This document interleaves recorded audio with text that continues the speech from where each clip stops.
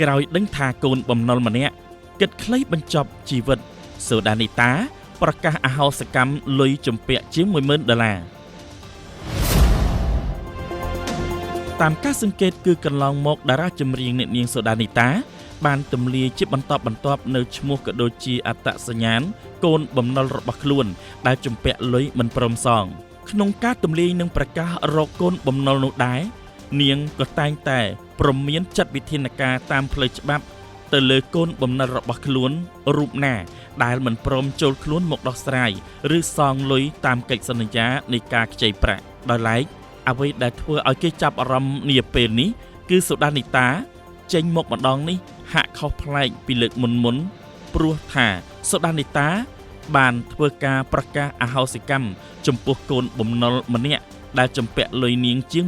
$10,000ក្រោយទទួលដំណឹងថាកូនបំណុលម្នាក់នោះបានគិតខ្លីបញ្ចប់ជីវិតទៅហើយនោះយោងតាមខ្លឹមសាររបស់តារាស្រីអ្នកនាងសូដានីតាដែលបានរៀបរាប់នៅលើបណ្ដាញសង្គមផ្ទាល់ខ្លួនបានឲ្យដឹងថា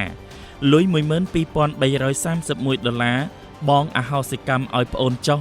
បើជាតិក្រោយមានពិតសូមកុំគិតខ្លីបែបនេះការសម្លាប់ខ្លួនព្រះប្រុសមិនបានឡើយសូមតែកាន់សុគតិភពចុះអូនប៉ុន្តែនាងមិនបានបញ្ចេញឈ្មោះឬបង្ហាញរូបភាពរបស់កូនបំណុលរូបនោះឡើយជាមួយគ្នានៃការបង្ហោះរបស់អ្នកនាងសូដានីតាខាងលើ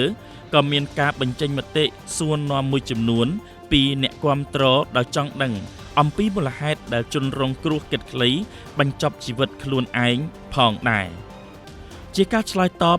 ត្រូវបានអ្នកនាងសូដានីតាបានបញ្ជាក់ដោយខ្លីថាកូនបំណុលរូបនេះគឺបានបញ្ចប់ជីវិតដោយខ្លួនឯងនៃការចងកសម្លាប់ខ្លួននាងបន្ថែមថាមិនគួរយកការសម្លាប់ខ្លួនមកដោះបញ្ហាទេ